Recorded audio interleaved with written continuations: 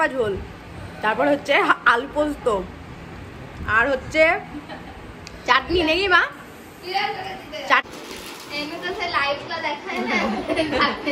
করতে থাকতো আর খুলতে হবে না। হ্যাঁ হয়েছে।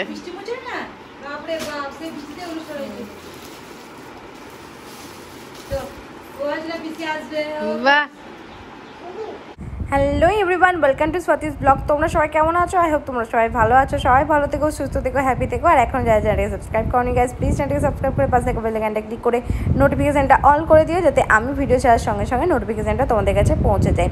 তো আজকে ভিডিও থাম্বনেল দেখে আই থিঙ্ক তোমরা বুঝেই গিয়েছো যে আমরা কোথায় গিয়েছি। সেটা হচ্ছে আমার মামার বাড়ি। প্রায় 3-4 বছর পর আমরা গেলাম।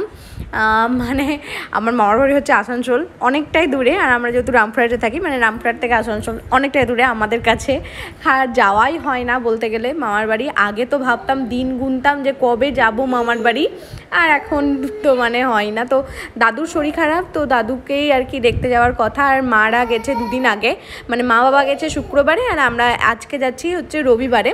মানে আমরা গাড়িতে যাব, গাড়িতে গিয়ে একদম মা বাবাকে নিয়ে মানে কিছুক্ষণ সবার সাথে থেকে দাদুকে দেখে সবার সাথে এনজয় করে তারপরে আমরা আবার চলে আসব। তো এখানে দেখতে পাচ্ছ মামার বাড়ি পৌঁছে গেছি। কারণ গাড়ির ভিডিও আমি আর কিচ্ছু করিনি, কারণ গাড়িতে আমার ভীষণ শরীর খারাপ করে, গাড়ি আমার একদম শ্যুট করে না। আর আমার কাছে তো আমার ছেলে থাকবে, ওকে নিয়ে আমি ভিডিও করতে পারবো না, ওই জন্য আর গাড়িতে কোনো ভিডিও করিনি।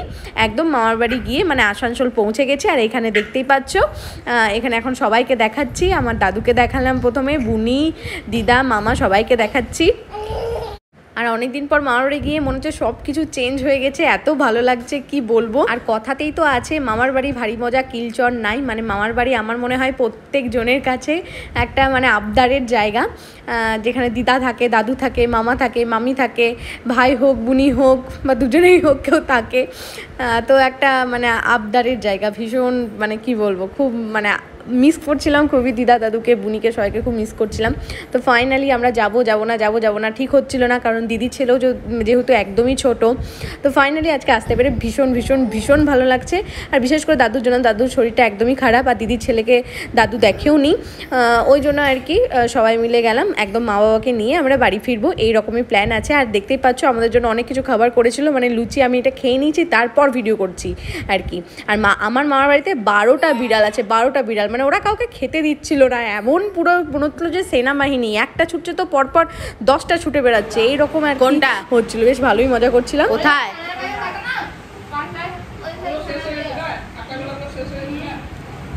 কোথা থেকে এনেছিস তা?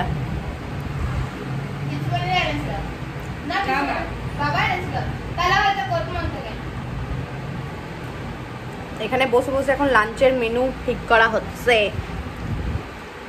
মটন, আলু দিয়ে, পেঁপে দিয়ে, লাল লাল ঝোল চেপে দিয়ে, তার সাথে থাকবে পেঁপে, আলু দিয়ে, পেঁপে দিয়ে, চেপে দিয়ে ঝোল, চাপা চাপা ঝোল, তারপর হচ্ছে আলু পোস্ত, আর হচ্ছে চাটনি নাকি মা? চাটনি, চাটনি হবে, চাটনি। আর এখানে এলে আলু পোস্ত মাস্ট দিদার হাতে। টিফিনে অনেক কিছু করেছিল, কিন্তু আমরা রানীগঞ্জে দাঁড়িয়ে কচুরি খেয়েছি। বাবা বাবা মনে হয় নাকি? তো তোর জামাগুলো ওপরে ভালো করে দেখাবো ব্লগে। দিদা শাড়িটা এসে নিচে দেখাচ্ছি, সামনের দিকে ঘুরে দেখা। মিথুন চান করবো তো চান করে নাও গা। ওই যে মিথুনকে বলছি, টয়দার চান হয়েছে। আচ্ছা বেশ, হ্যাঁ হ্যাঁ হ্যাঁ, আসছে আসছে আসছে, চ নেক্সট।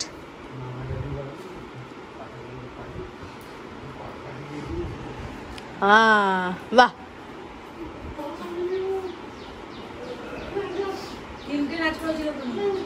দেখেছি তো, হ্যাঁ দেখে তো, বাহ। সেখানে আমরা ঘুরতে পারি না, বাইরে কোথাও নিয়ে যায় না, এখানে সব অনুষ্ঠান। বাহ,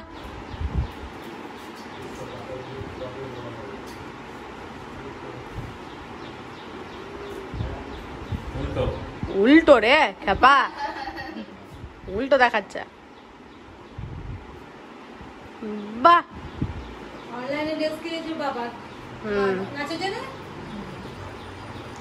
এখানে মাম শাড়িগুলো দেখো পছন্দ হয়েছে কিনা, এনে দেখা বার করে বুনি। হ্যাঁ দেখা অন্য দেখাতাম নালে হইলো।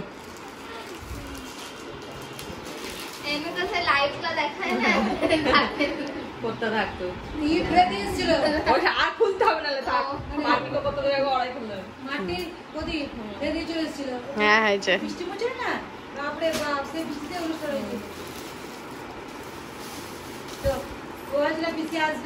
বাহ হয়েছে।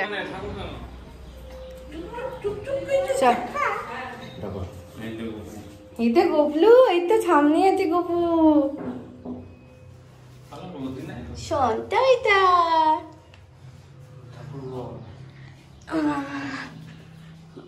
রাধে রাধে রাধে রাধে রাধে রাধে কিসে। হ্যাঁ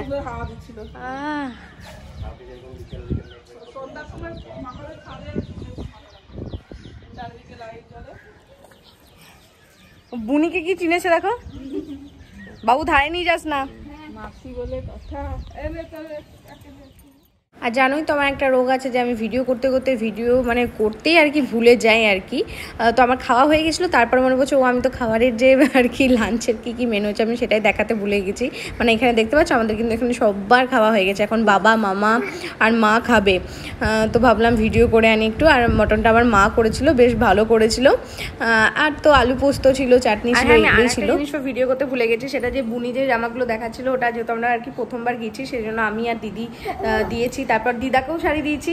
মামের শাড়ি দুটো তো দেখলে, একটা আমি দিয়েছি রানী কালার যেটা ওটা আমি দিয়েছি, আর নীল কালারের যেটা ওটা আমার দিদি দিয়েছে।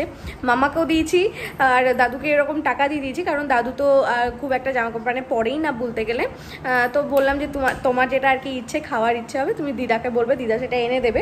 ওই জন্য দাদুকে টাকা দিয়ে দিয়েছি, আমিও দিয়েছি দিদিও দিয়েছে। তো দিদার শাড়িটা আর দেখানোই হয়নি, ভুলেই গেছি। বললাম না যে নিচে এসে দেখাবো, তো ওটা মানে ওটার ভিডিও করতেই ভুলে গেছি। তো যাই হোক এই ভিডিওটা কীরকম লাগলো অবশ্যই কিন্তু কমেন্ট করে জানিও। যদি ভালো লেগে থাকে তাহলে প্লিজ একটা লাইক করে দিও। চলো টাটা বাই, আবার দেখাবো তোমার সাথে নেক্সট কোনো ভিডিওতে। বাই।